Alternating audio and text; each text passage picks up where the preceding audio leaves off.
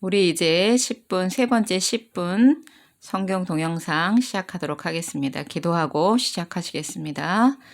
좋으신 하나님 감사합니다. 오늘도 주의 은혜로 이렇게 하루를 살게 하셨다가 주님 앞에 나와서 잠시 말씀의 은혜를 이렇게 나누게 하시니 감사합니다.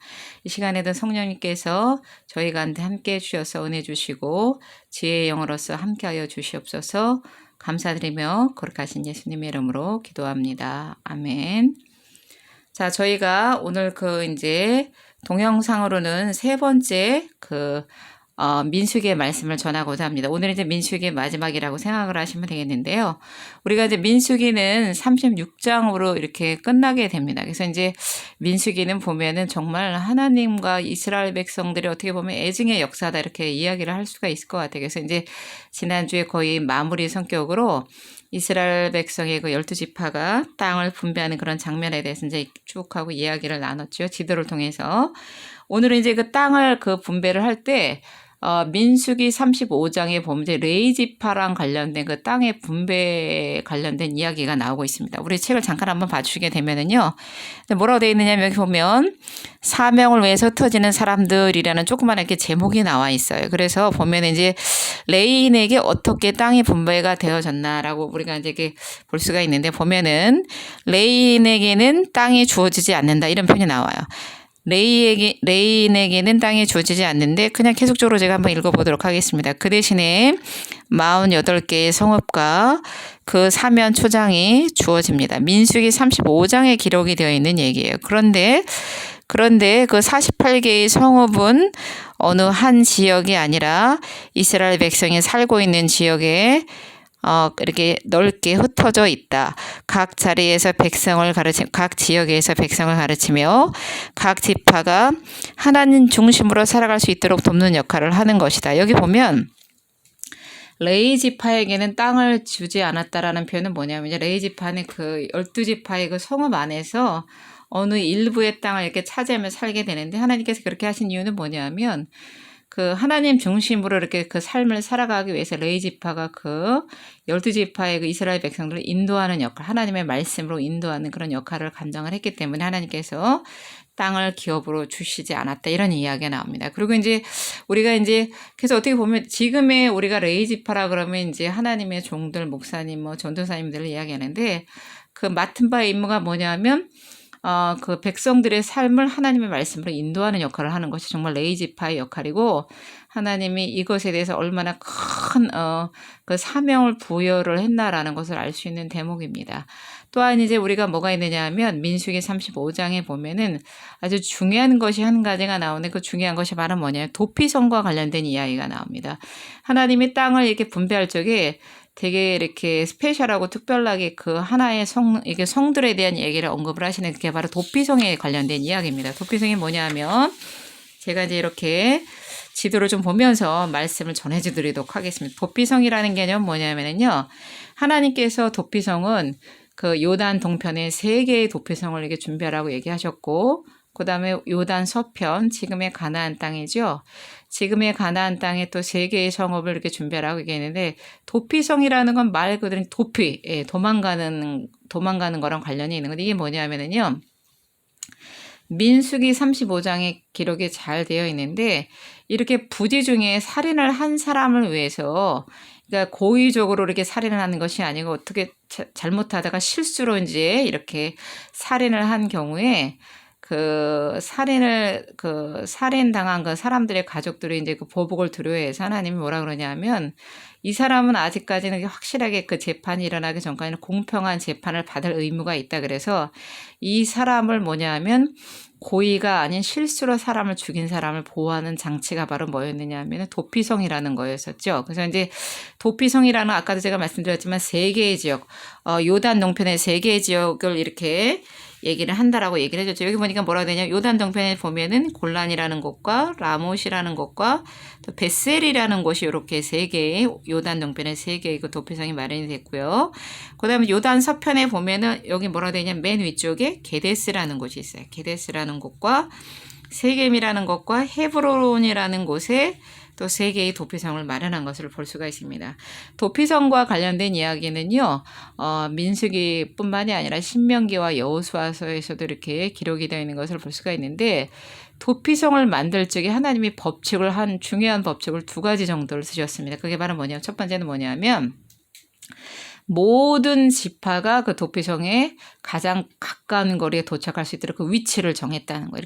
그래서 이렇게 세 개의 위치와 이렇게 세 개의 위치가 이렇게 세 개의 위치들이 있는데, 이 세 개의 위치가 그냥 정해진 것이 아니고, 모든 12지파의 사람들 가장 근접할 수 있는 가장 중간에다가 이 도피성을 이렇게 말을 했다라는 거죠. 또 한 가지는 뭐냐면, 두 번째는 뭐냐면, 도피성을 만들 때 도피성으로 가는 길은 정말 잘 닦여져 있어야 된다라는 겁니다. 왜냐하면 이제 정말 이렇게 위급한 사태가 생겨갖고 막 정말 목숨이 경각에 달한 그런 상태에서 이렇게 도피성으로 도망갈 적에 혹시라도 실수로 그 살인을 한 사람의 그 목숨을 보존하기 위해서 정말 뭐 예를 들자면 막 산골짜기 넘어가고 이렇게 한다면 그 사람은 가기도 전에 죽을 수가 있는 거잖아요. 그러니까 하나님이 어떻게 하시느냐면 정말 세심하게 한 사람의 생명을 너무 귀하게 여긴다라는 거죠. 죄를 짓지 않은 한 사람의 생명을 너무 귀하게 여기기 때문에 그 사람을 위해서 어떻게 하느냐 하면 그 도피성으로 가는 그 길목을 아주 정말 매일매일 그렇게 정말 이렇게 닦고, 그다음 뭐냐면 가장 근접한 거리에 갈 수 있는 12지파가 근접한 거리에 갈 수 있는 그런 것을 이렇게 도피성으로 마련을 했다라는 겁니다.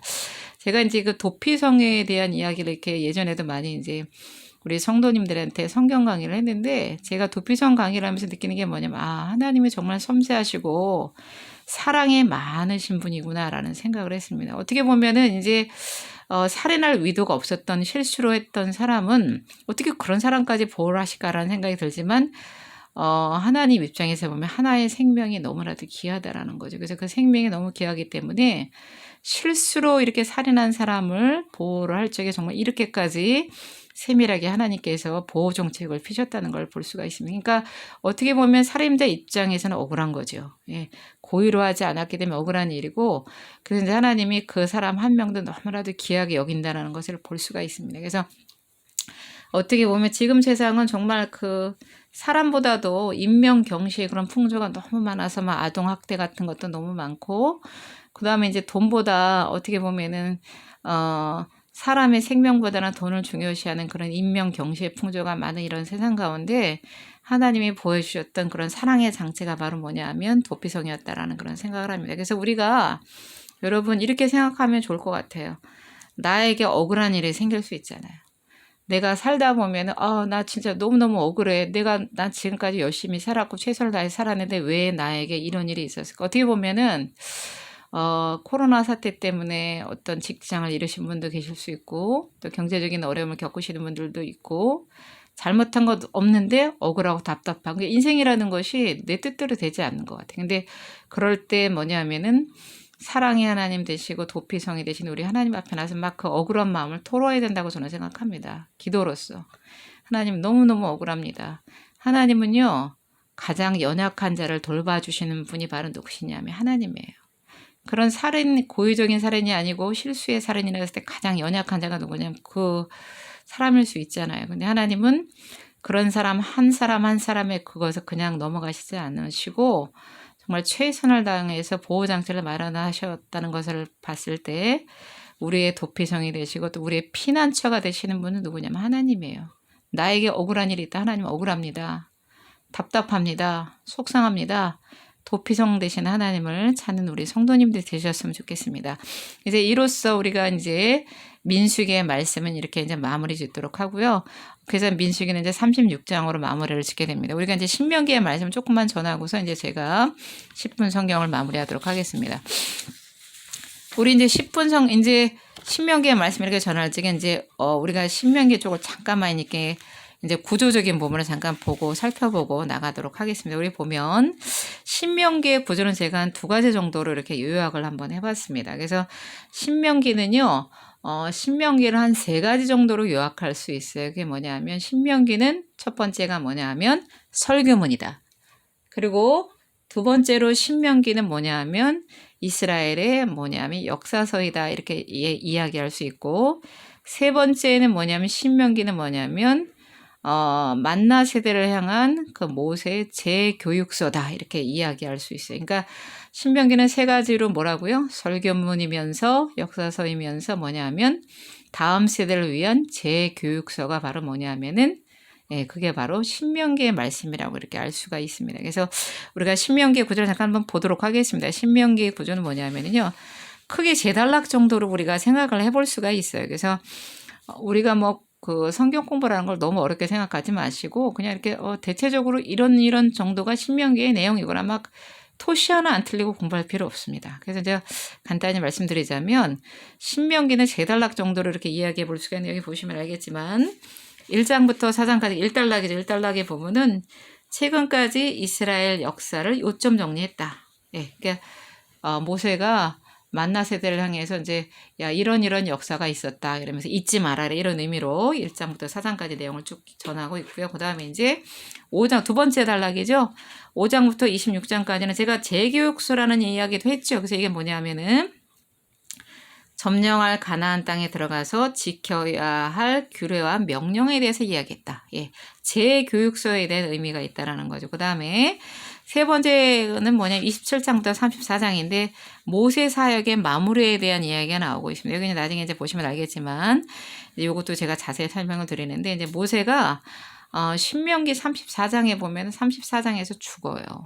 그래서 우리 모세 오경하면 창세기, 출애굽기, 레위기, 민수기, 신명기인데 신명기의 마지막은 모세의 죽음으로 마무리가 되는 것을 볼 수가 있습니다. 그리고 이제 제가 또 하나의 구조를 한번 이렇게 알려드리면 아까도 제가 말씀드렸지만 구조를 잠깐 보시게 되면 아까 설교문이다라고 이렇게 이야기를 했죠. 그래서 이제 보면은 이 신명기라는 건요 3개의 설교문으로 되어 있다라고 생각을 하시면 될 것 같아요. 그래서 보통 뭐 다른 성경 가르치시는 분들은 그 관점에 따라서 4개의 설교문이라고도 얘기하시는데 저는 이제 3개의 설교문으로 이렇게 이야기를 한번 해보도록 하겠습니다. 그래서 보면 신명기 두 번째 구조는 뭐냐면 이제 첫 번째 설교, 아까 역사에 대한 이야기 부분이 그게 역사이면서 설교라고 생각하시면 되니까 서론 부분에 해당이 되면서 회고하는 거죠. 그리고 두 번째가 뭐냐 아까도 말씀드렸지만 두 번째 단락은 뭐냐면 율법에 대해서 이렇게 이야기하는 거, 재선포, 그러니까 재교육서의 의미가 있다라고 얘기했고 세 번째 부분은 뭐냐면 이제 대략이나 세 번째 단락 부분은